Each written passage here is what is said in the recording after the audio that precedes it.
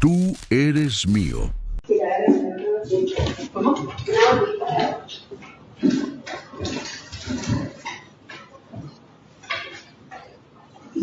Oh, pero no te.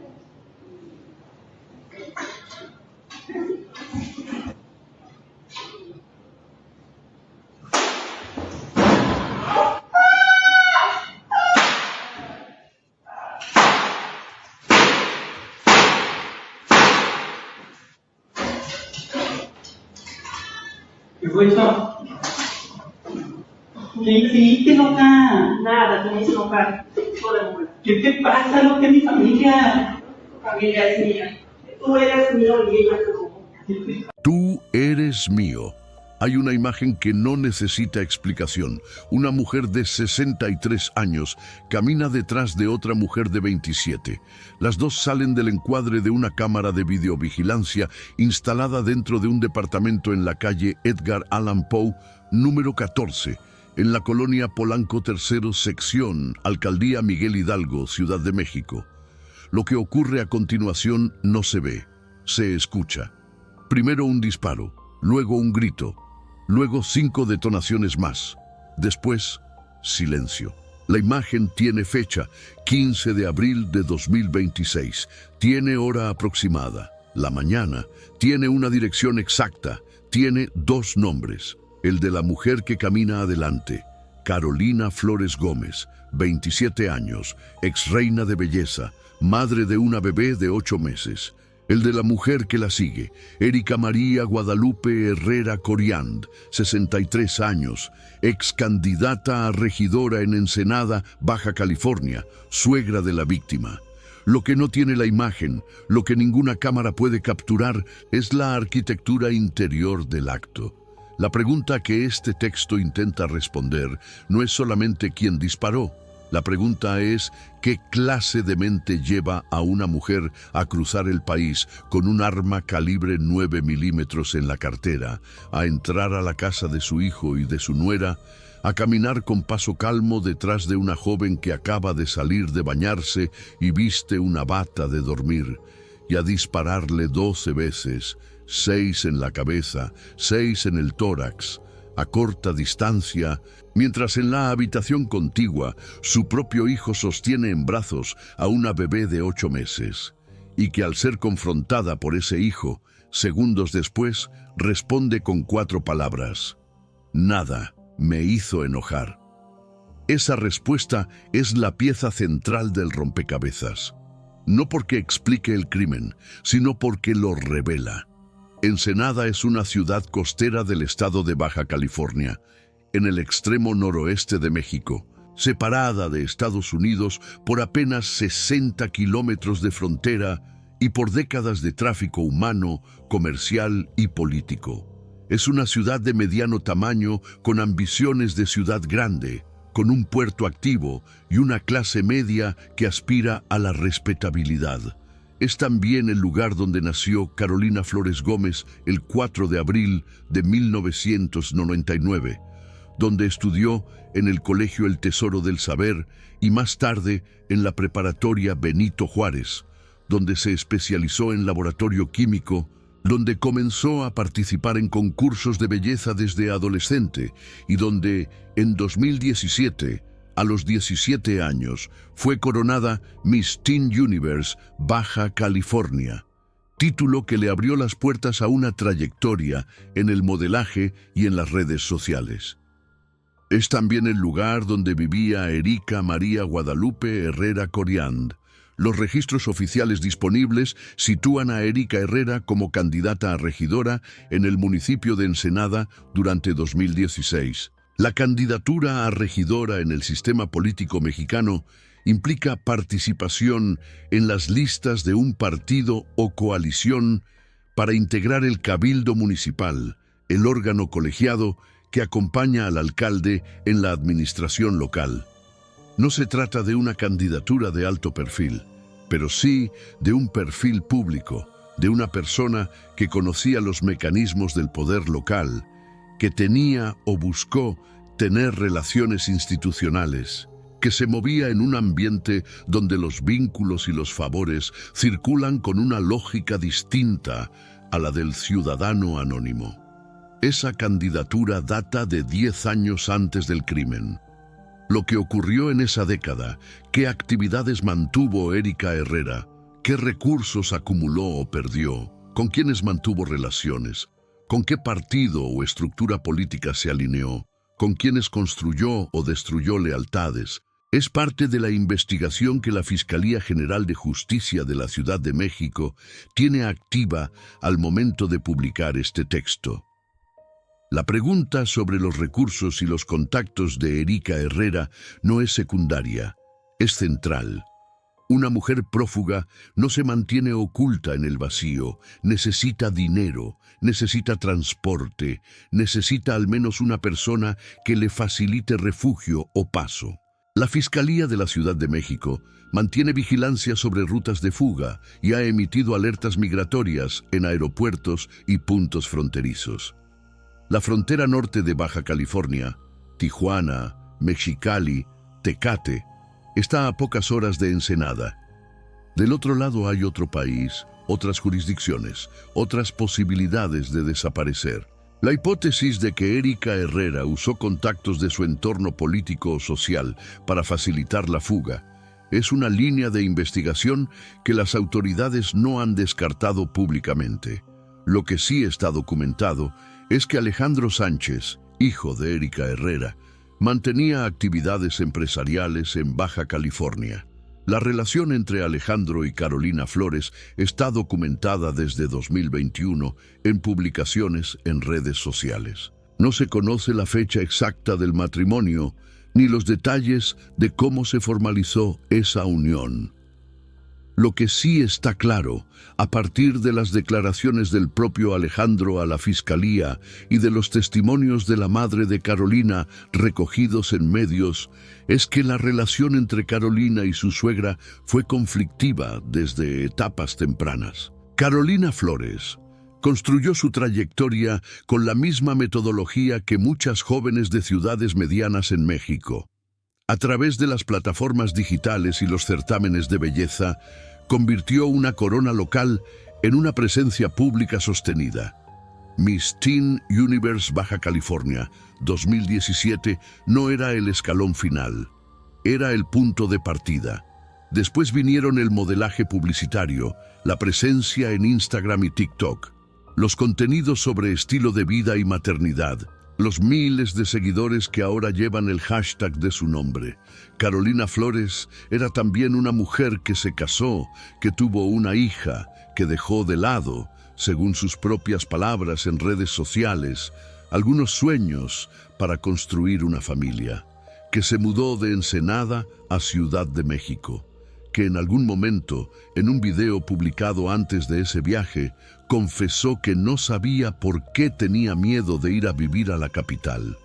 Ese miedo no explicado, registrado en sus propias palabras, es uno de los datos que la narrativa del caso ha colocado en primer plano. No es un miedo a la inseguridad urbana de Ciudad de México, que es real y estadísticamente documentable. Es un miedo que ella misma no podía nombrar con precisión, un miedo que venía de antes. Un miedo que quizás tenía que ver con lo que dejaba en Ensenada más que con lo que encontraría en la capital. Eran problemas comunes entre una relación de una nuera con una suegra. El clásico "no le ha hecho de comer a mi hijo". Ese tipo de cosas que para mí son normales, declaró Reina Gómez Molina, madre de Carolina, en el programa Siéntese quien pueda de la cadena Univisión, al referirse a lo que Alejandro le describió sobre la naturaleza del conflicto. Reina Gómez Molina habló el 16 de abril de 2026, horas después de recibir la llamada de su yerno desde la Fiscalía. Habló desde el dolor, desde la incomprensión.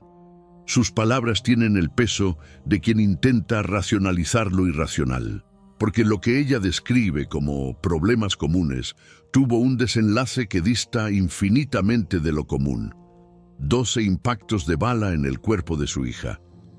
La información que el periodista Carlos Jiménez, del programa C4 Alerta, publicó en la plataforma X el 22 de abril de 2026, proveniente de fragmentos del testimonio de Alejandro ante la Fiscalía, agrega una dimensión crítica al perfil del conflicto. Según esa información, el motivo por el que Carolina y Alejandro tomaron la decisión de mudarse de Ensenada a Ciudad de México fue precisamente escapar de la interferencia de Erika Herrera en su vida en pareja. Alejandro declaró que su madre lo acusaba a él de haberse separado de ella por culpa de Carolina, a quien señalaba de ser la causa de esa distancia. La mudanza, en ese contexto, no fue una decisión laboral o de crecimiento personal solamente. Fue una maniobra de alejamiento, un intento de establecer fronteras que en Ensenada, dentro del radio de influencia de Erika Herrera, resultaban imposibles de mantener. La pregunta que ese dato instala es la siguiente.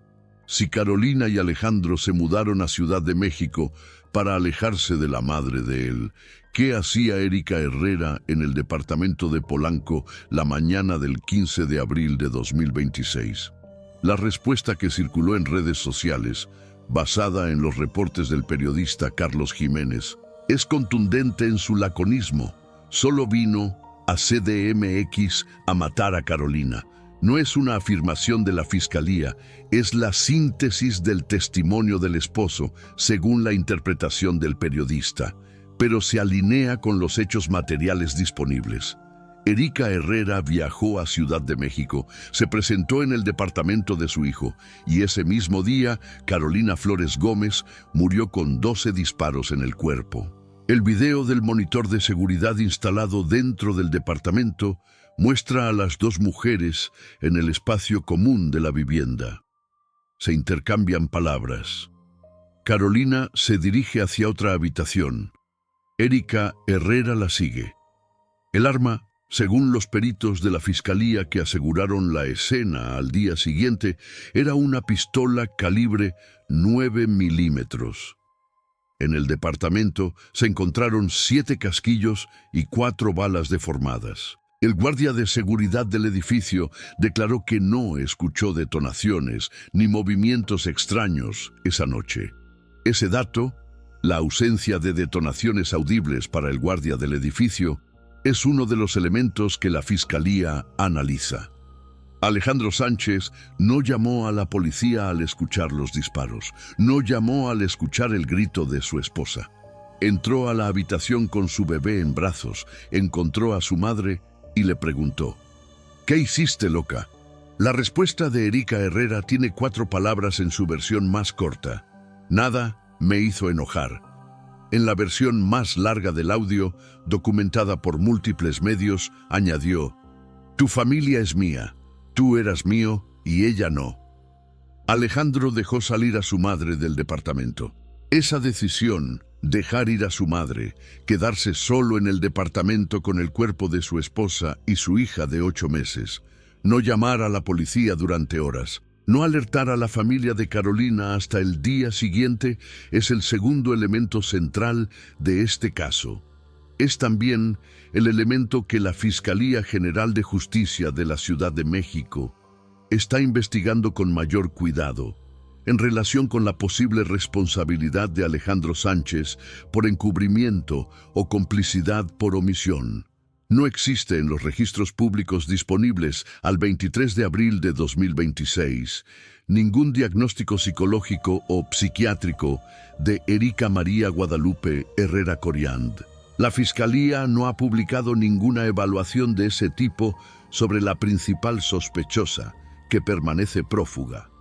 Lo que sí existe y constituye el material más revelador del que dispone este análisis son sus propias palabras capturadas por el audio del monitor de seguridad horas después de disparar 12 veces contra su nuera.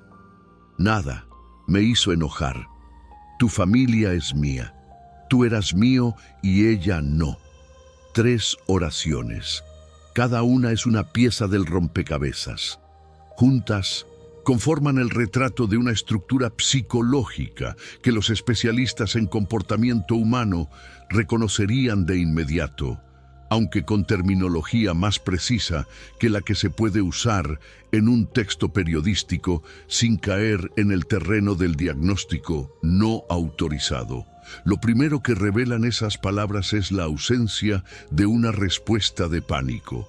Cuando Alejandro irrumpe en la habitación con su hija en brazos y confronta a su madre, Erika Herrera no llora, no grita, no dice «fue un accidente», no dice «me arrepiento», no dice nada que indique perturbación emocional en el sentido convencional. Dice «nada». La negación de la realidad inmediata como primer mecanismo lingüístico. Acaba de disparar 12 veces contra otra persona. Dice «nada». La calma que registra el audio no es la calma del shock. El shock, la respuesta fisiológica aguda a un evento traumático, produce tartamudeo, incoherencia, llanto, confusión, disociación momentánea. Lo que el audio registra es otra cosa. Es la calma de quien esperaba este momento, de quien ya procesó internamente antes de apretar el gatillo que este era el desenlace que quería, de quien no experimenta el acto como una ruptura del orden, sino como su restauración. Esa distinción es significativa porque cambia la lectura del crimen. No estamos ante una persona que perdió el control. Estamos ante una persona que actuó dentro de los parámetros de su propia lógica interna, una lógica que Carolina Flores interrumpía desde su mera existencia como esposa de Alejandro. La frialdad de la respuesta inmediata, «nada», me hizo enojar. Sugiere que Erika Herrera no necesitó recalibrar su realidad moral después de los disparos. Ya estaba calibrada antes. El problema no era el crimen. El problema, dentro de esa lógica, había sido Carolina. La segunda oración es la más densa. Tu familia es mía. No, tu familia somos nosotros. No, yo soy tu familia. Sino el posesivo en su forma más directa es mía. La familia como objeto de propiedad. Una construcción gramatical que borra la agencia de los otros miembros de esa familia, que elimina la existencia independiente de Carolina, que reduce a Alejandro a una extensión de la voluntad de la madre. Esta no es la forma en que hablan las madres que reconocen a sus hijos como individuos autónomos. Es la forma en que habla quien ha construido su mundo afectivo sobre la premisa de que el otro le pertenece. La tercera oración completa el triángulo. Tú eras mío y ella no. El uso del tiempo pasado para referirse a Alejandro, eras, no eres, podría interpretarse de varias maneras. Una de ellas es que en el momento en que Alejandro se casó con Carolina, formó una familia propia y se mudó lejos de Ensenada. Para Erika Herrera, algo murió. No Alejandro como persona, sino Alejandro como propiedad. La mudanza a Ciudad de México habría sido, en esa lógica, una usurpación. Carolina Flores Gómez habría robado a Alejandro en el sentido más literal que Erika Herrera podía procesar. Lo había apartado de ella, había establecido un vínculo de pareja y parentalidad que dejaba a la madre en un lugar secundario, que era exactamente el lugar que le correspondía, pero que ella, evidentemente, era incapaz de aceptar. El término que aparece en distintas fuentes para describir esta dinámica es acoso. El periodista Carlos Jiménez reportó que Alejandro declaró ante la fiscalía que su madre acosaba a Carolina. La palabra tiene una carga legal específica que en este caso aún está siendo evaluada por las autoridades. Pero el patrón que describe esa palabra es consistente con los datos disponibles. Tensiones desde el inicio de la relación, interferencia en la dinámica de pareja, acusaciones de que Carolina separaba a Alejandro de su madre. Tensiones que llegaron a un punto en que la única solución que la pareja encontró fue mudarse a otra ciudad. Y finalmente, el viaje de Erika Herrera a Ciudad de México. con un arma, que terminó en el asesinato de su nuera. Lo que la investigación psicológica, académica y forense ha documentado sobre dinámicas de este tipo, la del agresor que concibe el vínculo afectivo como propiedad, que interpreta la formación de una nueva familia por parte del hijo como una traición, que acosa a la pareja del hijo como respuesta a esa percepción, no es territorio nuevo, es un patrón reconocido. Lo que sí es inusual, lo que hace que este caso se separe de la categoría del conflicto familiar habitual, es la materialización de esa lógica en un acto de violencia letal, planificado o al menos premeditado en algún grado, ejecutado con un arma que Erika Herrera llevó consigo al viaje. La premeditación es uno de los elementos que la Fiscalía deberá probar o descartar. La lógica de los hechos disponibles apunta en una dirección. Erika Herrera no vivía en Ciudad de México. Viajó, llevó un arma, entró al departamento de su hijo, esperó o buscó el momento. Siguió a Carolina a la habitación, disparó 12 veces, se fue. No llamó a emergencias, no esperó a la policía, se fue. Ese es el mapa de una acción que no es impulsiva en su estructura total, aunque el momento específico del gatillo pueda haber sido precipitado por una discusión. Los 12 impactos de bala distribuidos en cabeza y tórax no son los de alguien que quería asustar o herir. Son los de alguien que quería una muerte segura. La pregunta sobre el arma es fundamental y permanece sin respuesta pública al cierre de este texto. ¿De dónde obtuvo Erika Herrera la pistola calibre 9 milímetros que la Fiscalía aseguró en la escena del crimen? ¿Tenía registro legal en México? ¿La transportó desde Baja California a Ciudad de México? ¿La adquirió en la capital? La respuesta a esa pregunta no solo determina la figura legal aplicable, también determina el grado de planificación que tuvo el crimen.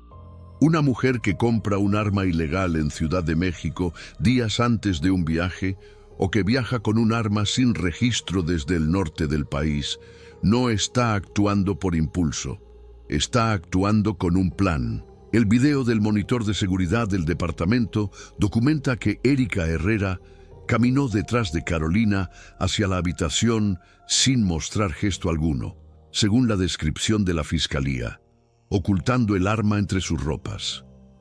Esa descripción es técnicamente relevante. El arma estaba oculta, no estaba a la vista, no fue tomada en un momento de arrebato de alguna superficie del departamento. Estaba siendo transportada sobre el cuerpo de Erika Herrera mientras caminaba por el espacio de vida de su hijo y su nuera. La pregunta de cuánto tiempo llevaba así y si la andadera de la bebé visible en el video representó algún tipo de detención o no de su propósito, es una pregunta que los peritos de la Fiscalía deberán responder. El hecho de que el guardia de seguridad del edificio declarara no haber escuchado detonaciones es un dato que la Fiscalía también analiza. Un pistola calibre 9 milímetros disparada 6 veces en un espacio cerrado produce un nivel de decibelios que normalmente atraviesa paredes y pasillos. La ausencia del sonido para el guardia podría explicarse por las características de construcción del edificio de lujo en Polanco, por la distancia o por el uso de algún tipo de supresión de sonido. Este último elemento, el silenciador, elevaría el nivel de premeditación a una categoría distinta. No está confirmado, pero está en la lista de posibilidades que la Fiscalía no ha descartado. Hay otro dato que completa el retrato de Erika Herrera, aunque deba ser leído con la cautela que exige la fuente: la candidatura a regidora en Ensenada en 2016. La participación en política local, en el contexto de Baja California, implica habilidad para navegar estructuras de poder, para construir alianzas, para conocer personas que pueden ser útiles. No implica, por supuesto, Que todos los candidatos a regidor tengan recursos para evadir a la justicia indefinidamente. Pero sí genera una pregunta legítima que la Fiscalía ya habría formulado. ¿Qué red de contactos tiene Erika Herrera en Baja California? ¿Quiénes podrían estar protegiéndola o facilitando su fuga? Las autoridades de la Ciudad de México han emitido fichas de búsqueda y alertas migratorias en aeropuertos y puntos fronterizos. Se sospecha que podría haber intentado salir del país o refugiarse en Baja California. La Fiscalía mantiene vigilancia sobre múltiples rutas posibles de fuga. La madre de Carolina, Reina Gómez Molina, le habló directamente en una entrevista. Si la señora me está escuchando, por favor, entréguese. Sé que va a ser muy difícil dar ese paso. Sé que está fugitiva, pero la vamos a encontrar, porque todo Ensenada estamos pidiendo justicia por mi hija. La frase de Reina Gómez tiene una densidad que merece detenerse en ella. Todo Ensenada. Ensenada es la ciudad de los dos, es la ciudad de Carolina Flores Gómez y es la ciudad de Erika María Herrera. Las dos nacieron o vivieron allí, se conocían dentro del mismo tejido social, quizás compartieron conocidos, quizás frecuentaron los mismos espacios. La madre de Carolina habla de todo Ensenada, como si ese colectivo geográfico fuera homogéneo en su reclamo. Quizás lo sea, quizás no, pero la afirmación dice algo sobre la dimensión que el caso ha tomado en esa ciudad. El miércoles 15 de abril de 2026, Alejandro Sánchez pasó varias horas en un departamento en Polanco con el cuerpo de su esposa y una bebé de 8 meses. No llamó a la policía, no llamó a los servicios de emergencia, no llamó a la familia de Carolina. Lo que hizo, según su propio testimonio ante la Fiscalía, fue grabar videos con instrucciones sobre el cuidado de la bebé, previendo que podría ser detenido si denunciaba el crimen de inmediato y temiendo que la menor fuera enviada a una casa hogar. Esa es la explicación oficial que Alejandro Sánchez ha dado públicamente. La Fiscalía General de Justicia de la Ciudad de México no la ha aceptado como exculpatoria. Al contrario, Alejandro permanece bajo investigación para determinar su grado de participación o posible omisión en los hechos. La madre de Carolina, Reina Gómez Molina, recibió la llamada de su yerno el jueves 16 de abril a las 13:35 horas. Alejandro llamó desde las instalaciones de la Fiscalía, a donde había acudido a presentar la denuncia. Me dijo que estaba muerta. Yo empecé a gritar como loca y a lo lejos escuchaba una voz de una mujer. Dime que la que está hablando es mi hija, le decía. Me dijo, no señora, estoy en la Fiscalía y me están hablando. Es que mi mamá le disparó. ¿Cómo que tu mamá? ¿De dónde sacó el arma? Me dijo, no sé. ¿Dónde está tu mamá? No sé nada, señora, relató Gómez Molina en el programa Siéntese quien pueda de Univisión. Esa conversación, tal como la describió Reina Gómez, es un documento. No en el sentido legal, sino en el sentido de que registra el estado de un hombre que acaba de perder a su esposa a manos de su propia madre, que ha permanecido horas con el cuerpo de ella en el mismo espacio donde vive su bebé y que al ser confrontado por la madre de la víctima dice, no sé nada. Sobre el arma, no sé. Sobre el paradero de su madre, no sé. Ese no sé dicho desde la Fiscalía en el momento de la denuncia formal tiene un peso particular. Alejandro Sánchez estaba en las instalaciones de la autoridad cuando dijo que no sabía dónde estaba su madre. Había pasado la noche anterior y parte de esa mañana en el departamento.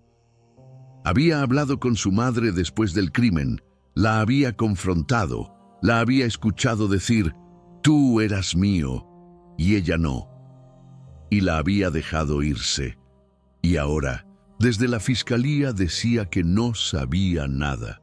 La Fiscalía General de Justicia de la Ciudad de México mantiene a Alejandro Sánchez bajo investigación para determinar su grado de participación o posible omisión. Las contradicciones en sus tiempos y en sus respuestas son el núcleo de esa indagatoria paralela. El hombre que presenció el crimen, que confrontó a la autora y la dejó escapar, que permaneció con el cuerpo de su esposa durante horas sin llamar a las autoridades, que retrasó la denuncia con una justificación cuya evaluación corresponde a los investigadores y no a este texto, no es un testigo neutral. Es un actor en los hechos cuya posición legal está aún sin definir.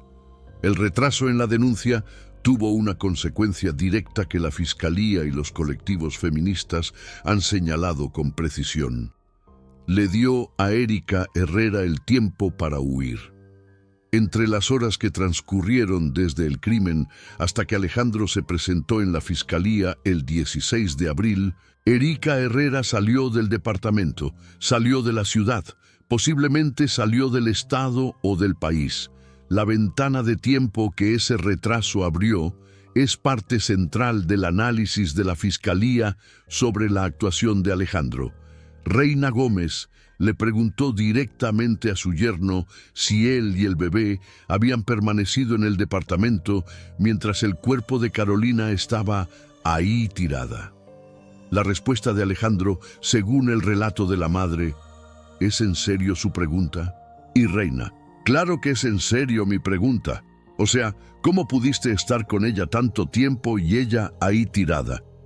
No hay respuesta documentada de Alejandro a esa pregunta específica. Hay otro elemento que la madre de Carolina reveló en su entrevista y que añade una capa adicional al cuadro familiar que rodea este caso.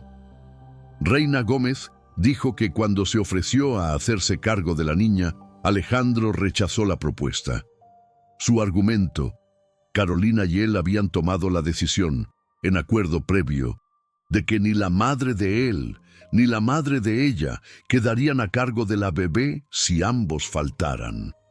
Él quiere hacer su voluntad al pie de la letra, dijo Reina Gómez, con una mezcla de incomprensión y dolor que trasciende el registro periodístico. Ese acuerdo previo entre Carolina y Alejandro, ninguna de las dos abuelas a cargo de la niña si faltaban ambos padres, tiene una lectura posible que es la más sencilla y la más oscura al mismo tiempo. Carolina Flores sabía, en algún nivel, que su suegra representaba un riesgo, no necesariamente el riesgo extremo que se materializó el 15 de abril, pero sí un riesgo suficiente como para acordar con su pareja que esa mujer no tendría custodia de su hija. Existe además un registro en redes sociales que circula entre los datos del caso. Carolina Flores había publicado en su cuenta de Instagram en algún momento anterior al crimen un video en el que expresaba que no sabía por qué tenía miedo de viajar a Ciudad de México desde su natal Ensenada. La frase, en su aparente trivialidad, adquiere ahora una resonancia que nadie puede dejar de notar. No era miedo a Ciudad de México, era un miedo que Carolina misma no podía nombrar con exactitud en ese momento. Un miedo que venía de Ensenada, un miedo que tenía cara y nombre y 63 años, y una candidatura política del año 2016 y un vínculo que consideraba de propiedad sobre su hijo. Sin embargo, el último post verificado de Carolina en sus redes sociales fue del 11 de abril de 2026, 4 días antes de su muerte. En él hacía referencia a la presentación de Justin Bieber en el festival Coachella. Antes, el 1 de abril, había publicado un video en el que expresaba estar muy feliz de ser madre, reconociendo que eso implicaba haber dejado de lado algunos sueños como viajar o comprar una casa. Y en otra publicación difundida en TikTok con la frase «¿A esto le tenía tanto miedo? Mi pequeña gran familia», junto a imágenes de su vida cotidiana con Alejandro y la bebé, hay una pieza que los que analizan este caso han citado repetidamente. Una joven que publica contenido sobre su pequeña gran familia, sobre la felicidad de la maternidad, sobre sus planes y sus miedos ordinarios, 4 días antes de que su suegra entre a su departamento con una pistola. Esa distancia entre lo que muestra la pantalla y lo que ocurrió en esa habitación fuera del encuadre de la cámara es, quizás, la síntesis más brutal del caso. La Fiscalía General de Justicia de la Ciudad de México inició la investigación del caso como homicidio doloso. Fue solo después de la presión de colectivos feministas, de la madre de Carolina y de la indignación pública generada por la difusión del video el 22 de abril, una semana después del crimen, que el caso fue reclasificado bajo el protocolo de feminicidio. Esa reclasificación no es un trámite burocrático. Implica una lectura distinta del crimen. Implica analizar el contexto de violencia de género, la relación de poder entre la agresora y la víctima, el patrón previo de conducta que pudo haber precedido al crimen. Implica también la aplicación de protocolos de protección a víctimas indirectas, en este caso, la bebé de 8 meses que fue testigo del asesinato de su madre. El 22 de abril de 2026, una semana después del crimen, el periodista Carlos Jiménez difundió el video en sus plataformas. Las imágenes del monitor de seguridad, de aproximadamente 45 segundos, mostraron lo suficiente como para que el caso pasara de ser una nota policial a ser un acontecimiento nacional. Las marchas se convocaron en Ensenada y en Ciudad de México. El hashtag Justicia para Carolina acumuló miles de publicaciones. La madre de la víctima habló en televisión. La Fiscalía comunicó en su cuenta de X que la investigación avanzaba bajo el protocolo de feminicidio. Interpol fue contactada por familiares para solicitar la emisión de una ficha roja. Las alertas migratorias se activaron. La difusión del video es en sí misma una pieza del relato institucional de este caso. El crimen ocurrió el 15 de abril. La denuncia se presentó el 16. Las autoridades llegaron al departamento cuando un patrullaje rutinario detectó la presencia de peritos en el inmueble. El caso se abrió inicialmente como homicidio doloso, no como feminicidio. Pasó una semana entera. Fue la difusión pública del video y no la actuación autónoma de las instituciones lo que aceleró la reclasificación del caso y la presión social sobre la Fiscalía. En otras palabras, sin el video de Carlos Jiménez, publicado el 22 de abril, este caso podría haber avanzado a ritmo lento bajo la etiqueta burocrática inicial de homicidio doloso, con todos los protocolos de género omitidos que esa clasificación implica.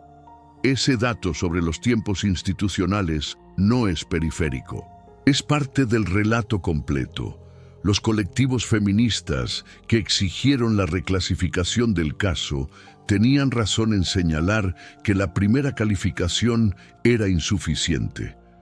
El feminicidio como figura legal en México implica que la muerte ocurrió por razones de género, en un contexto de dominación, control o posesión sobre el cuerpo y la vida de la mujer. La frase de Erika Herrera, "Tú eras mío y ella no", es, en sí misma, la evidencia de ese contexto. Carolina Flores murió porque una mujer de 63 años no podía aceptar que su hijo le pertenecía a otra persona, no a ella. Ese es el núcleo de la violencia de género que el protocolo de feminicidio está diseñado para reconocer. Erika María Guadalupe Herrera Corián permanecía prófuga al cierre de este texto el 23 de abril de 2026. Lo que queda cuando se ordenan todas las piezas disponibles es una secuencia de lógica implacable. Una mujer de 63 años, que durante años construyó una relación con su hijo sobre la premisa de la posesión, que vio en Carolina Flores Gómez a la persona que le robaba ese hijo, que ejerció una interferencia tan constante y tan intolerable que la pareja tomó la decisión de mudarse a otra ciudad, que esa distancia, en lugar de apaciguar el conflicto, lo concentró. que la tensión acumulada se resolvió en un viaje, que ese viaje incluyó un arma, que esa arma se usó 12 veces y que después de usarla, esa mujer de 63 años caminó fuera del departamento, pasó frente al guardia de seguridad que no escuchó nada y desapareció. La frase que capturó el audio del monitor de seguridad no es un arrebato, es una declaración de principios que lleva décadas formándose. Tú eras mío y ella no. El uso del pasado para describir a su propio hijo, al que tiene frente a él, sosteniéndole a su nieta, es la marca del pensamiento que confunde el amor con la propiedad y que, cuando esa propiedad le es negada, no experimenta dolor ni duelo, sino cólera. Una cólera que no reconoce límite moral alguno, porque dentro de esa lógica no existe ninguna ley superior a la de la posesión. Carolina Flores Gómez nació el 4 de abril de 1999. Murió el 15 de abril de 2026, 11 días después de cumplir 27 años. Dejó una hija de 8 meses. Dejó a una madre, Reina Gómez Molina, que tuvo que preguntarse en televisión cómo es posible que una mamá me haga pasar por este dolor. Dejó una pregunta sin respuesta pública. ¿Cuántos de los signos que precedieron al crimen fueron visibles para quienes estaban cerca? ¿Y cuántos fueron normalizados bajo el rótulo de problemas comunes entre nuera y suegra? El caso sigue abierto. La principal sospechosa sigue prófuga. La investigación sobre el papel de Alejandro Sánchez continúa. La bebé tiene 8 meses y no tiene madre. Y en algún lugar de México, o quizás fuera de él, una mujer de 63 años, con antecedentes de participación política en Baja California y un arma calibre 9 milímetros que disparó 12 veces escucha, o no escucha, a la madre de su nuera pidiéndole que se entregue.